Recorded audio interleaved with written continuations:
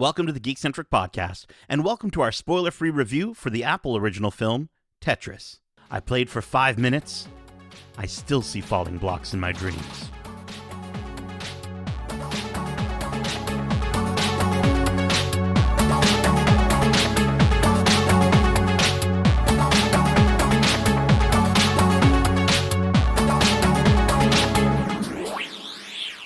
Hey there, my name is Nate, and this is our spoiler-free review for the Apple original film Tetris. Huge thanks to our friends at Apple for giving us the opportunity to watch this movie early for review.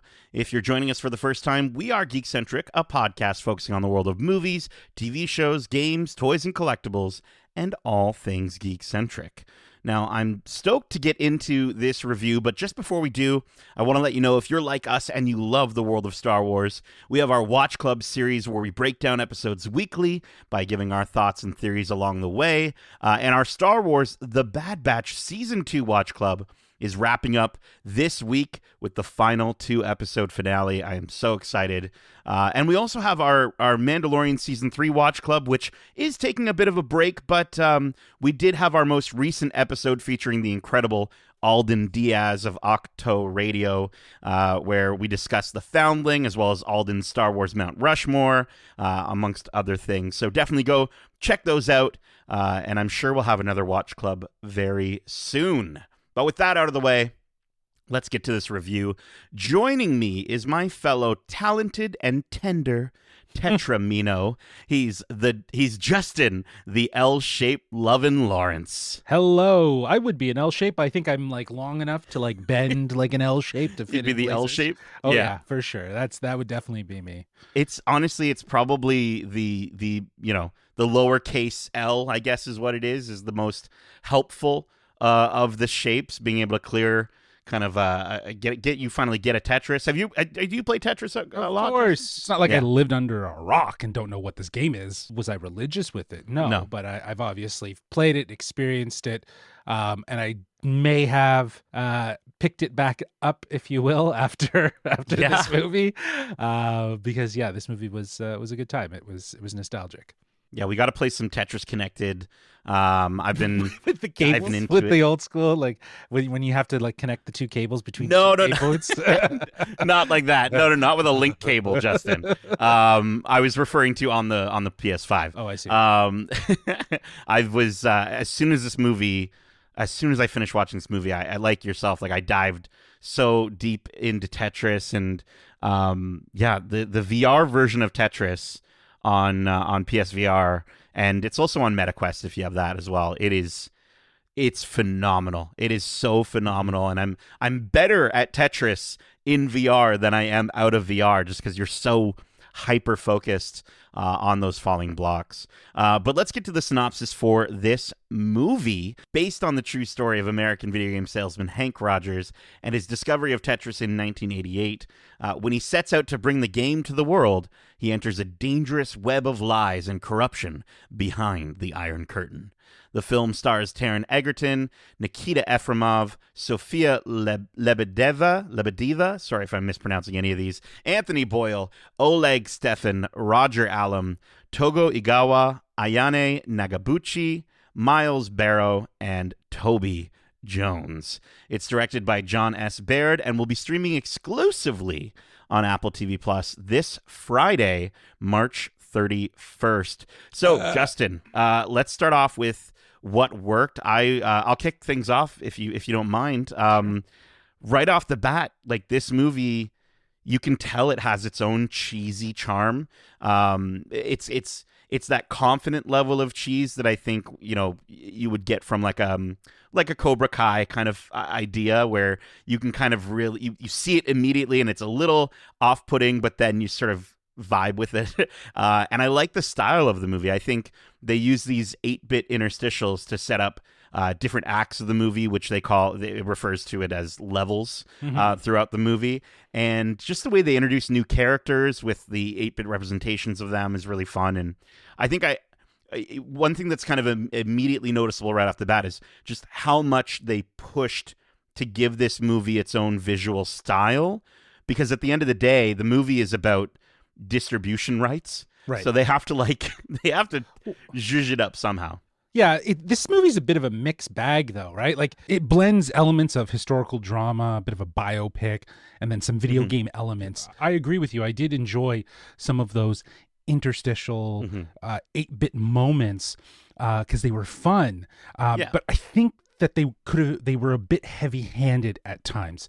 For instance, in the final moments of the movie, at a very climactic part, we're in this intense live action moment, and then it suddenly shifts into incorporating these 8-bit elements. And I personally found the shift in tone and style a little jarring and distracting.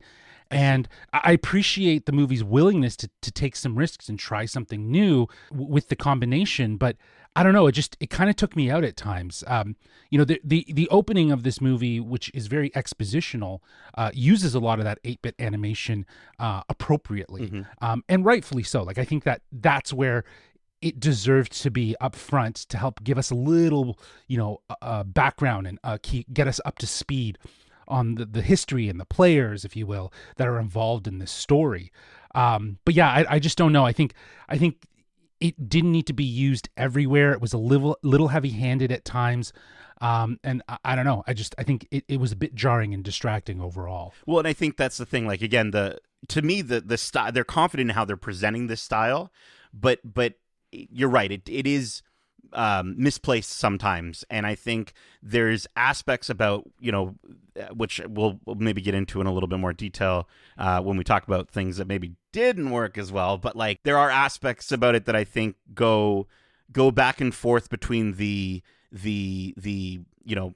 more traditional biopic and the more sort of Hollywoodized version of this story, and I think they kind of move back and forth maybe a little bit too much in that sense. But I will say, like, what you mentioned, the first few moments with Hank narrating did remind me a lot of another great documentary on Netflix called High Score, which, if you haven't checked out High Score, definitely check it out. But it does move into the more sort of traditional narrative after that. And I thought it was fun, dude. I thought it was fun to see things like the Game Boy, or Toga Igawa plays Hiroshi Yamauchi, who was the third president of Nintendo.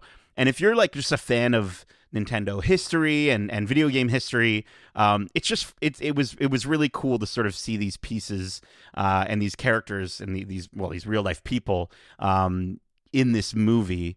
And I find that these biopic movies or these shows, for me, I know that they've done their job if they can get me more interested in the history they're telling, where like I want to learn about them even after I've watched the movie. Like, I think back to when I was Google searching information about like the Lakers after watching Winning Time, right? Or I immediately, after this movie, I sent you a link for a fantastic documentary on YouTube called The Story of Tetris, which is by the gaming historian. And I think that works as a really great sort of second course if you want more information, real life information from this story. But yeah, I mean, I think, I don't know, man. I enjoyed the sort of the fun camp in this movie. I kind of feel like it should have maybe picked a lane a little bit more. And it kind of does some things really good, like you said, and then other times you're kind of, it might not be the right place. Well, I think the strength of this movie is the fact that it roots its origin story in a political drama, political thriller. It kind of parodies it with the origin of a video game, right? That part worked for me. That part worked for me more than leaning into having to show everything in 8-bit Tetris block video game style. I thought that was a little more cliche than heavy-handed at times. It worked in the front, like I said, in the introduction, but I don't know if I needed it throughout the rest. But I did enjoy this movie because of its political history. The movie reminds me of a movie that Ben Affleck did called Argo, where it takes a real historical moment, and I think this movie adopts some of the filmmaking styles to help intensify the stakes of the situation. And granted, this is a Cold War. It's not like a looming war like Argo was dealing with. And really, at the end of the day, Tetris is at the core of this story. So it can't be all doom and gloom. Like, there has to be a little bit of an upbeat nature to it.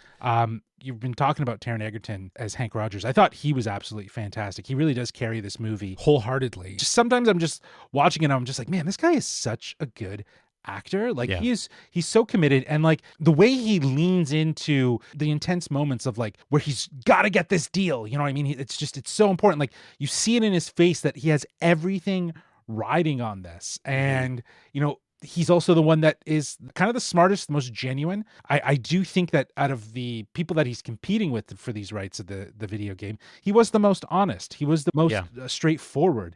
The other two who represented, more money in their pocket, they were distrusting. And I think that it was great to cast Taron Egerton in this role as Hank Rogers, because he gave that vibe of being just an honest guy amongst these billionaire crooks. Absolutely. Yeah. And I think he does sort of, I think he does carry this movie a little bit on his back. I think the only other highlight that I would definitely shout out would be Nikita Efremov, who plays Alexei. And I think his, it kind of, the narrative at one point sort of shifts where you sort of start to recognize that, yes, you want to root for Hank Rogers, but you really want to root for Alexei, because Alexei is the one that he's the creator, but he's also the one who I think deserves more and is going through a much worse situation than Hank in Russia. And they definitely, I think they definitely do a good job of sort of showing,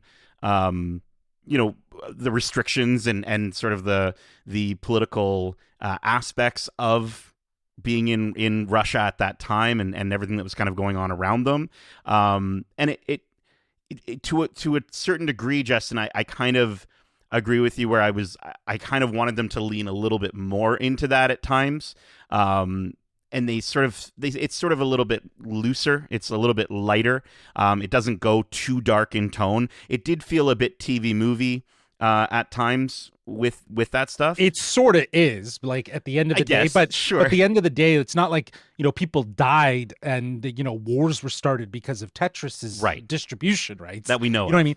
Well, but I'm just saying, like, at the end of the day, this is amped up a lot more than I think that it actually was in real life. Because, you watched the history and the documentary as well on YouTube from the gaming historian, I believe his name was, and outlines the ins and outs of the situation. And I can imagine that there was just a lot of conversations, a lot of back and forth, and getting to a deal that everyone's happy. And I think that's the success of this film, is to take that situation and frame the story in a lens that can help amplify it, which is a political thriller, right? So right.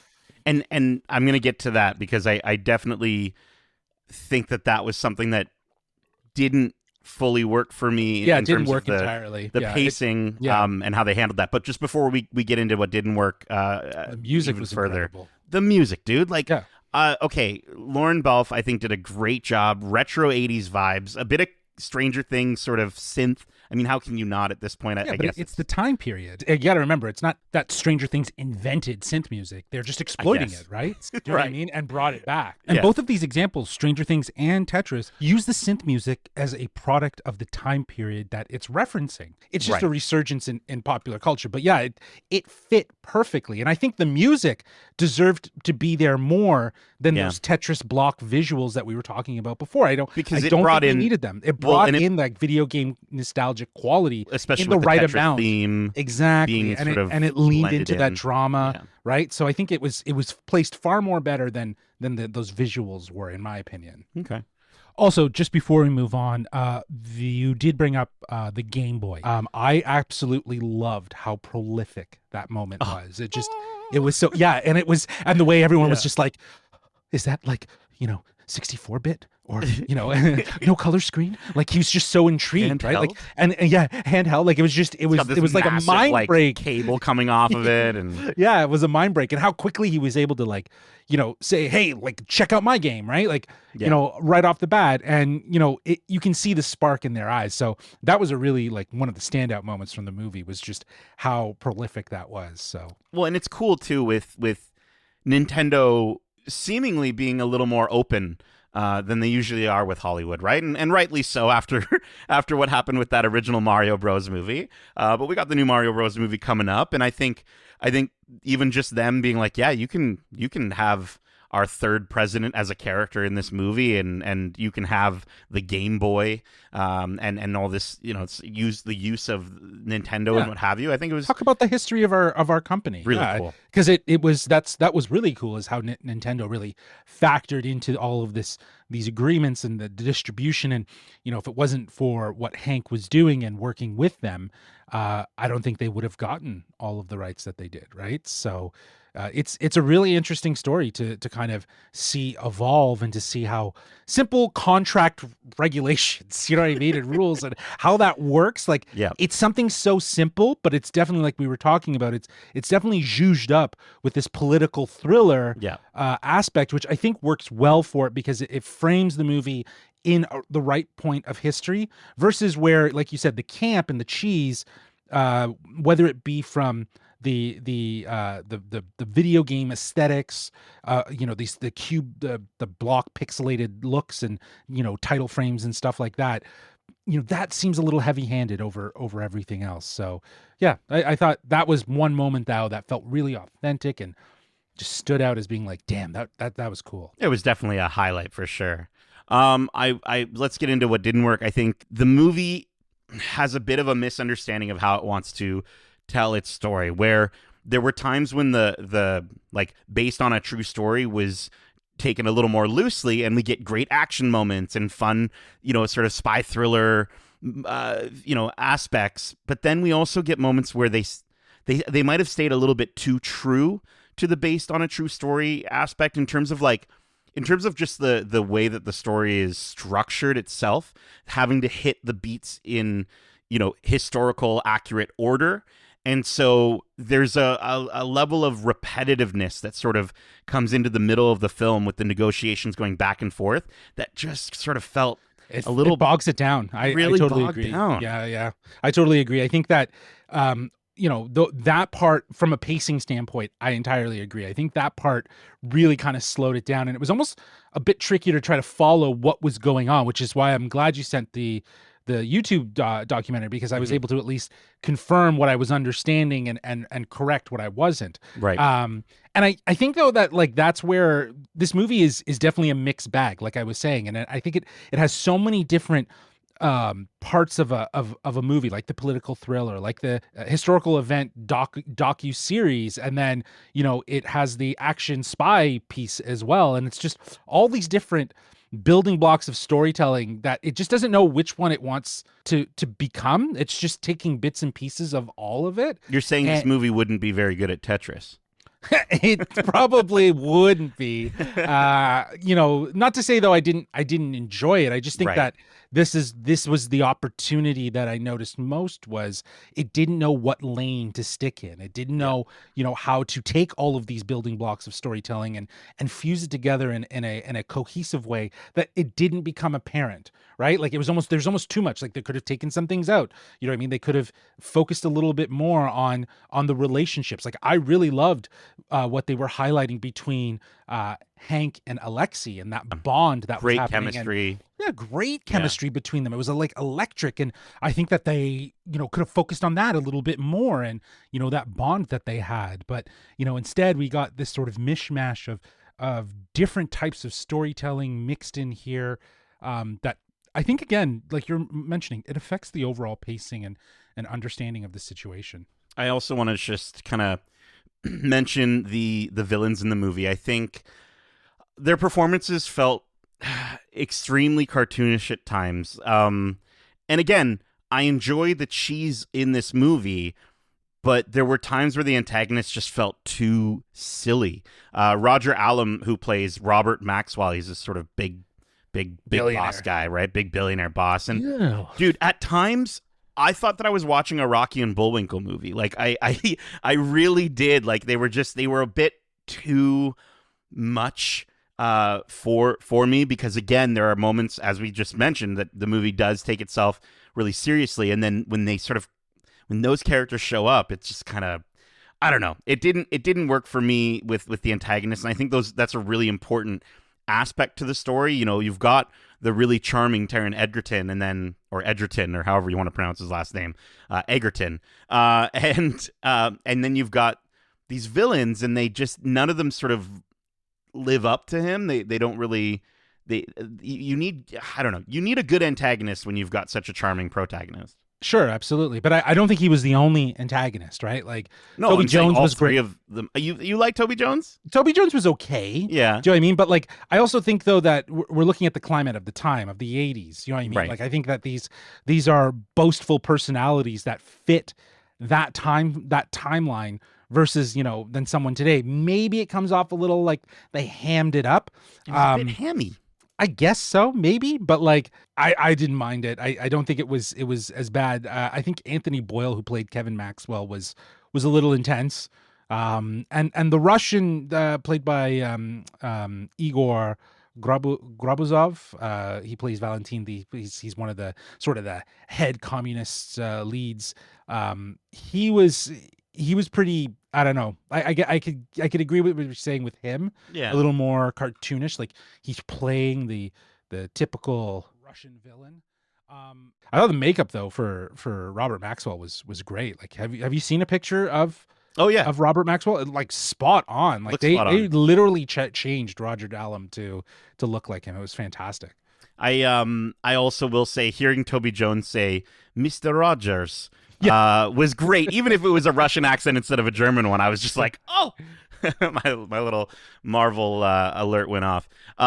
Let's get into our final thoughts, which for this movie, we're going to be rating on a scale of 1 to 5 tetraminos. Well, at first glance, it seems strange to base a movie on a video game about falling blocks, but Tetris manages to turn this seemingly simple concept into a thrilling political drama, which, in my opinion, really works for the movie. The movie delves into the fascinating story behind the creation of the game and the intense competition between American and Soviet developers during the Cold War era. The casting for this movie is spot on, with an outstanding performance from Taron Egerton as the American entrepreneur who sees the potential of Tetris as a cultural phenomenon. And equally impressive is Nikita Efremov's Alexei, the original designer of the game, who becomes embroiled in the game's success.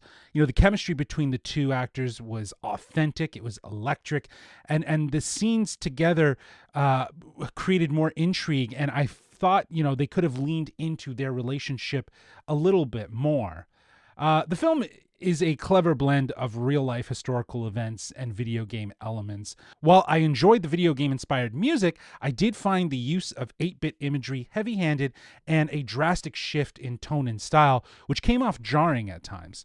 But what really sets Tetris apart is its exploration of the complex political scenario that surrounded the game's creation. The movie delves into the tensions between the two superpowers and the lengths they are willing to go to gain an advantage in the global cultural landscape with Tetris. It's an interesting ride from start to finish, but overall, while I enjoyed aspects of Tetris, it is clear that it's trying to be unique as it utilizes a variety of genres in an attempt to keep the audience engaged, to help add more depth to the story. However, in the end, this creates an inconsistent tone to the overall movie, making it apparent that it doesn't really know what lane it wants to stick in.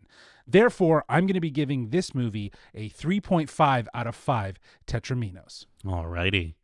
Yeah, I had a lot of fun with this movie. I think it's a messy Hollywood representation of the accounts with caricature level performances at times from the villains and the surrounding characters, and there's moments that feel as cheesy as a movie from the 80s, which again, that if that was their intention, that totally worked. I think the charm is in that cheese, and that's either going to work for you or it's going to work against you the entire time. And I will say, yeah, there are moments with this movie where I kind of wish they, like you said, would pick a lane. They would pick a lane to drop their blocks into and focus on that, and really give us a movie that is either holistically a serious, dark spy thriller, or a really campy, cheesy thing where I wouldn't mind the villains being the way they were in this movie. I think there's those elements hold it back from being excellent. But this is a story that is so interesting and got me captivated to not only want to play more Tetris, but also learn more about its history. I don't think it's a spoiler to say that in the credits they do show some clips and a little bit of footage of like Alexei and like the real photos and some real imagery from actual history of the story, and that was kind of got me super compelled to be like, okay, I got to see more of this, and see the news article or the news broadcasts from back then and what have you. But this movie it's a fun time, and I think the story deserves to have a wider audience than, no shade to the gaming historian, phenomenal on YouTube, but Apple TV is able to give this story the audience that it deserves. And I think that there's a lot in the tech industry and the video game industry that there's just so much that could be made into some really fantastic movies, and I think this is a decent push for that idea. Yeah, if you can get past the cheesiness and then the unintentionally comedic villains, I think you're gonna have a really good time with this movie. I'm gonna give this movie, I can't give it a tetra, unfortunately, which is that's a 4, Justin, but I am like yourself, I'm gonna give it a 3.5 out of 5 Tetra Minos. But that is it. We hope you enjoyed this spoiler-free review for Tetris, and if you did, make sure to subscribe to us wherever you like to listen to podcasts. And if you want to write into the show with your thoughts on this movie or any of the movies we cover, well, I'm going to do a line-clearing hard drop over to Justin so he can let you know how you can reach us.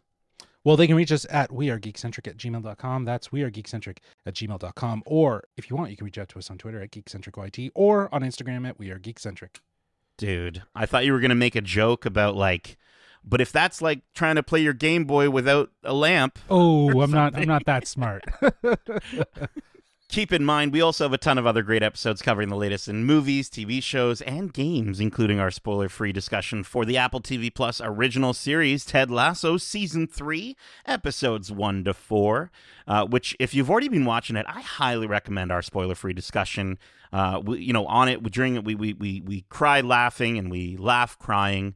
And it's honestly just like a really lovely conversation. So definitely check out that episode. We also have our most recent This Week in Geek episode out, where we were lucky to have been joined by Q107's Fearless Fred. We hung out with Fred to discuss some Star Wars news that's pretty outdated by now, actually, with some changes that have happened since then. But we did also talk about The Punisher returning to Disney+.